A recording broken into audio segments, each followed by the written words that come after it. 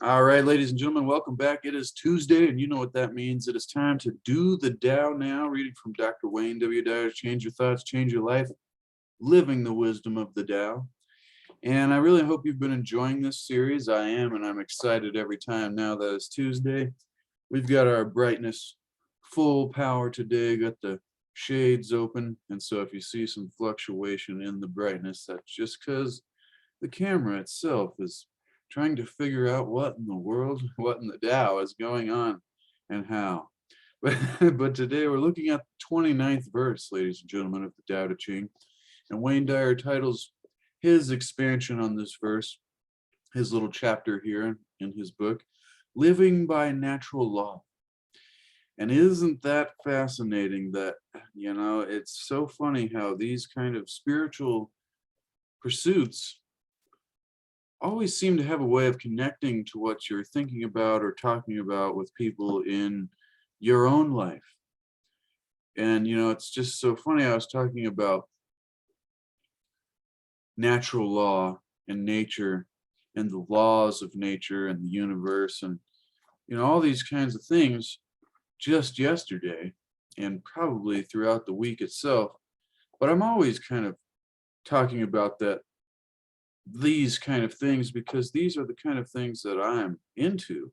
So maybe that's just the reason. And let's begin with the 29th verse of the Tao Te Ching. Do you think that you can take over the universe and improve it? I do not believe it can be done. Everything under heaven is a sacred vessel and cannot be controlled. Trying to control leads to ruin. Trying to grasp, we lose. Allow your life to unfold naturally. Know that it too is a vessel of perfection. Just as you breathe in and breathe out, there is a time for being ahead and a time for being behind. A time for being in motion and a time for being at rest. A time for being vigorous and a time for being exhausted. A time for being safe and a time for being in danger. To the sage, all of life is a movement toward perfection. So what need has he for the excessive, the extravagant, or the extreme? Wow, I love this verse. I've been looking for this verse. And, excuse me, I better drink my beverage then. But this is one of those philosophies and teachings that I'm always referencing. And I think this goes back to one of the other verses we read that, if even heaven, but I think it was referring to nature, if even the sky and nature itself cannot sustain to force action, then how much more can we think we can do so? There is a time for, heaviness and intensity and the storming. And then there is also a time to, for there to be peace and comfort. And there are these seasons. If you look at life and you go through life, you realize that there are these seasons that you go through. And sometimes you think you need to be doing more. And sometimes you're forcing yourself to try to do things when you feel like you should be taking it easy. And then sometimes when we are taking it easy, we punish ourselves because we think that we're not doing anything and getting anything done. And the great teaching is even doing nothing is doing something. And sometimes doing nothing at all is the something that we need to do most in order so that we can return back to what it is that we are doing with a refreshed, renewed, re-energized position. And so, that's why I always reference the other verse and this one itself, is that allow your life to unfold naturally, like Lao-tzu said in this 29th verse of the Tao. And there is a time for being ahead, and there's also a time for being behind. There is a time for being in motion and a time for being at rest, vigorous or exhausted. There's times for both of those too. And so let's dive right into what Wayne Dyer says here about living by natural law. This verse speaks of a natural law that's unaffected by ego. The message: you're not in charge, and you never have been, and you never will be. So you're advised to let go of any ideas that you have about controlling anything or anyone, including yourself. It's a great teaching. It's a difficult lesson for most of us to learn. Yes. As Lao-tzu puts it in the beginning of this verse, I do not believe it can be done. And he was saying, do you think that you can take over the universe and improve it? Like, really? Come on. The scientists, in quote, religious feeling takes the form of a rapturous amazement at the harmony of natural law, which reveals an intelligence of such superiority that compared with it all the systematic thinking and acting of human beings is an utterly insignificant reflection.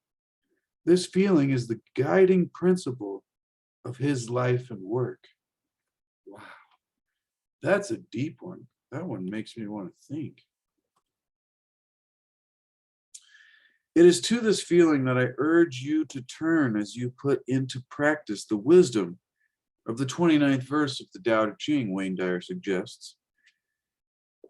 Turning into this rapturous feeling of amazement at the sacred perfection of the world from a scientific viewpoint, not even a spiritual, mystical, or religious viewpoint, which is important to get, ladies and gentlemen, that it doesn't matter what way you look at this thing. Once you begin to understand it, you see it as all pervasive. No matter how you look at it, it is there. You know, this takes a form of an amazement at the harmony of natural law, which reveals the intelligence of such superiority that compared with it, all the systematic thinking and acting of human beings is not utterly significant, but it is an utterly insignificant reflection of the whole of all of the processes. We are just but a part of it. And so tuning into this feeling of amazement at the sacred perfection of the world helps you realize your desire to control anything or anyone. Doing so will allow you to live in the harmony of natural law, as Einstein describes it. Lao-tzu reminds you that everything under heaven is a sacred vessel. And see, so when he references heaven there, I think he's talking about everything above, you know, like everything under the sky or the rest of the universe, and, you know, let's not get carried away on shapes here, is a sacred vessel. So, needing no input from you, since you are also part of everything, you may need to change the way you look at your life and all that has transpired in it, as well as your vision of the future, ladies and gentlemen. And this is really great, great teaching. I hope you're getting value out of this. No need to call to action here. All of it is outside your ego's domain. It's all unfolding according to the same natural law that causes the seasons to follow one another. The moon to look at it as if it rises and falls, and the whales to traverse oceans, and birds to migrate and return without the benefit of a map or human-made guidance systems. When you look at your life in this way, you'll begin to see it unfolding organically. The Tao is a natural law, not some controlling force that's manipulating you.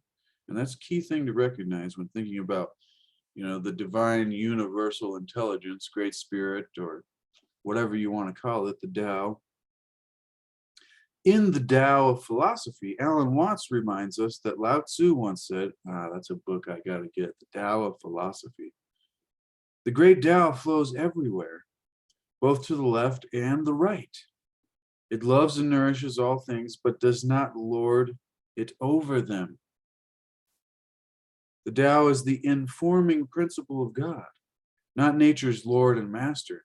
The power-hungry and ego-dominated control freak, it's not. Feeling superior is a human creation, and it's important to recognize that, ladies and gentlemen. The Tao doesn't act as a boss, forcing itself on you or anyone. It simply allows all of creation to reveal itself with perfect timing.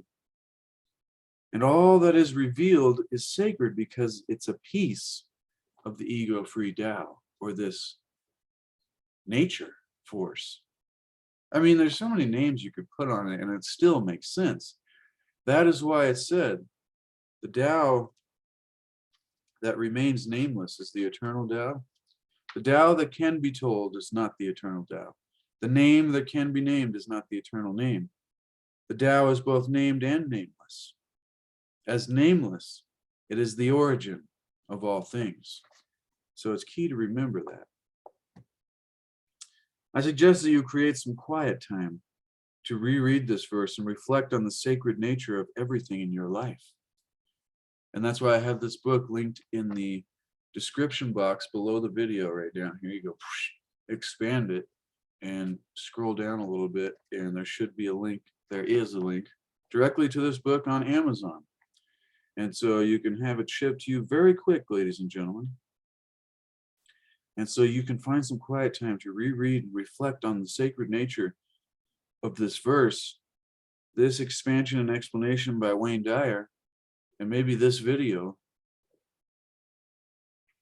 because it's powerful. And it can change our entire lives, including past experiences. When we begin to reflect on the sacred nature of everything in our life, including past experiences that we've been blamed for preventing us from having the abundance, health, or happiness that we've wanted and even expected in our lives, it's like, man, those are the three most important things. And, you know, when it comes to manifesting or creating these things for ourselves on purpose in our life, through changing the way we think, and in turn changing our lives, because what you think about is what expands into your life, because that's what you have to act on. Keys to manifesting, ladies and gentlemen. So ponder the advice that there's a time for it all. Just as you must breathe in to breathe out.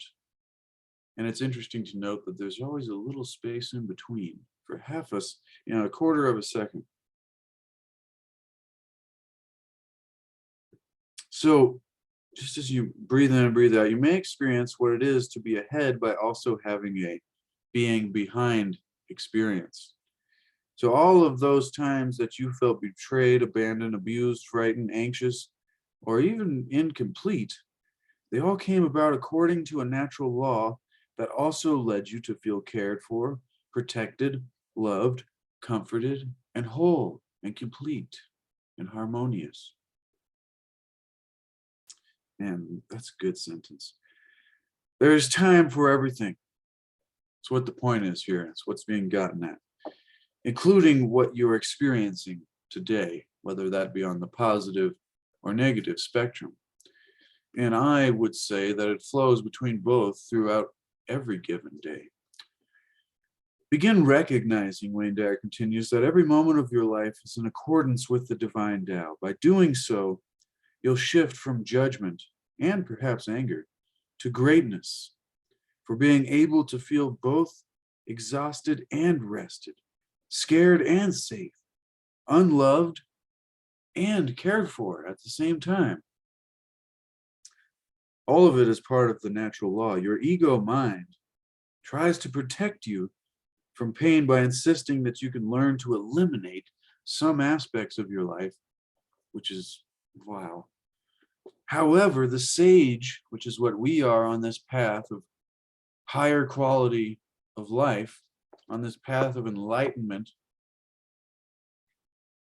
the sage within each of us describes to be more harmonious with the perfection of the Tao, of nature, this natural law that's being spoken about here. How do you allow this? Lao-tzu urges you to avoid the extremes, the excesses, and the extravagant, and know that all is unfolding perfectly, even if your thoughts tell you that it's imperfect. Those thoughts must also have their own time, and in the natural flow, they'll be replaced by new ones, which will show up on time as well. And I'll add, I think we can have a hand in that process about changing our thoughts by understanding great wisdom like this and wisdom of the ages, which we'll be getting to tomorrow, ladies and gentlemen. So, those thoughts must also have their own time, natural flow. They be replaced by new ones. Here's what I believe this verse from Lao-tzu offers us from its 2,500-year-old perspective. Number one, give up needing to control. When Dyer says, begin a conscious program of surrendering and allowing your world and everyone in it to do so as they are ordained to do. Surrendering is a mental process and involves taking a split second to stop yourself in your mode of judgment and frustration and have a brief talk with yourself on the spot. This is good. Just remind yourself to step back and be a witness rather than a protagonist, which you can do by providing a sanctuary for the feeling you're judging. Whoa, I was talking about this just yesterday. This is super good. And this is a better way of getting at it. See, I'm learning this process every day because I'm researching it and meditating on it and studying it and trying to figure out how to use it in life and teach it to other people. So just remind yourself, you can step back, be a witness rather than just you, than the protagonist, which you can do by providing a sanctuary for the feeling that you're judging. Invite divine natural order in by simply allowing what you experience to go forward without criticism or control. Powerful. In this way, you will move to the center.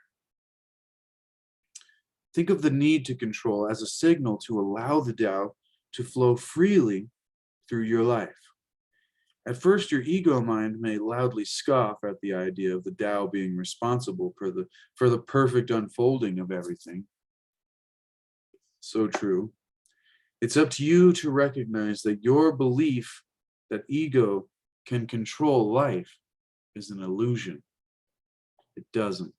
Number two, ladies and gentlemen, practice recognizing that there's a time for everything. When you're in the middle of a tough moment, repeat the lines given to you by Lao-tzu. I do this in yoga practice when I feel exhausted holding a position for what seems like a too lengthy period, Wayne Dyer says. He goes, I remind myself there is a time for being exhausted and there's a time for being vigorous. This frees me immediately from my demanding ego, which is saying, you shouldn't be feeling this tired, or, you shouldn't be doing this yoga or whatever it is you're doing. If you had a long work day, you shouldn't be working this much. It's always, there is a time for each. You can do the same in any moment of your life. Experiences of pain, loss, fear, anger, and even hatred seem to vanish when you remember that this is part of the perfect blossoming of natural law. And there will soon be a time for comfort, peace, and love. And I'm loving this verse. If you're loving this verse, consider subscribing, ladies and gentlemen. Smash the like button and leave me a comment and let me know what you're getting out of this. Something just fell over here to the side. That's why I was looking down. So Wayne Dyer says here, apply this verse of the Tao Te Ching by creating your personalized statement when you observe things such as crime, hunger, war, manipulation of people's thoughts through programming. When you see these things that you wish you could change, apply this verse of the Tao Te Ching by creating yourself a personalized statement when you observe those things. Try something like, Yes, there seems to be a time for such things, and I choose not to remain in extremes of resentment or anger. But there is also my desire to do something about these circumstances.